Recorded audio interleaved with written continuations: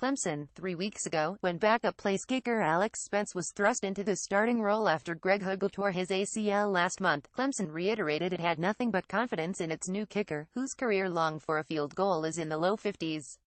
Spence described the experience as a whirlwind he did not expect, but one he fully intended to embrace. He wanted there to be no drop-off from Hugel.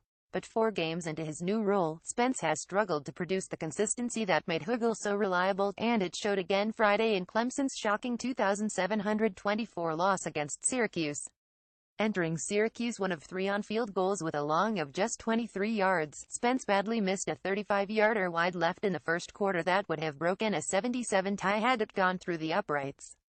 He momentarily redeemed himself in the third quarter to tie it at 17 when he booted one through for 30 yards, but then missed another in the waning seconds of the quarter from 38 yards out to keep the score tied at 24 heading into the fourth quarter. Syracuse won on a field goal of its own.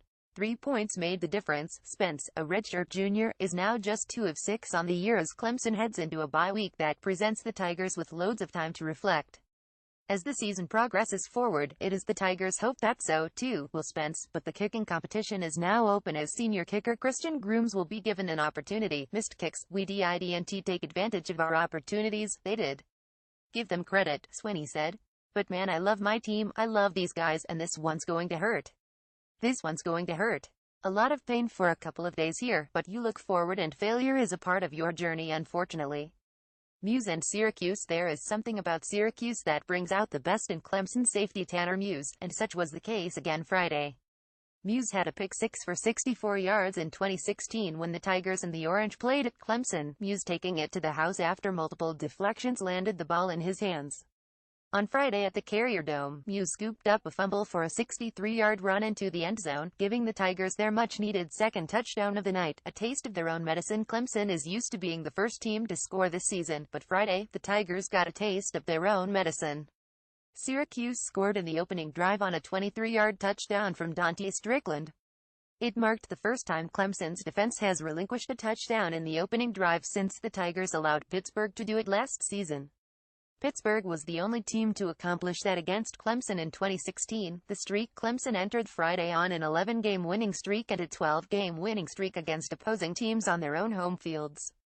Both streaks are now dashed.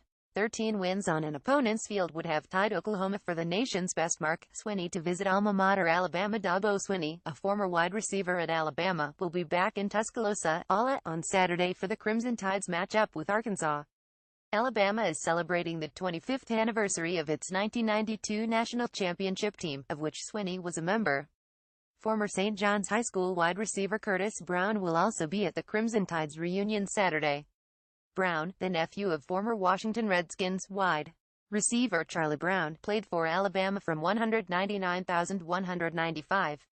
Brown finished his career at Alabama with 106 receptions for 1,568 yards and 11 touchdowns. Injury report. In addition to Bryant, freshman cornerback A.J. Terrell was taken to the locker room after he was shaken up in the second half. Freshman running back Travis Etienne also tweaked a hamstring late in the game, according to Swinney. Follow Grace Rayner on Twitter at @GumRayner.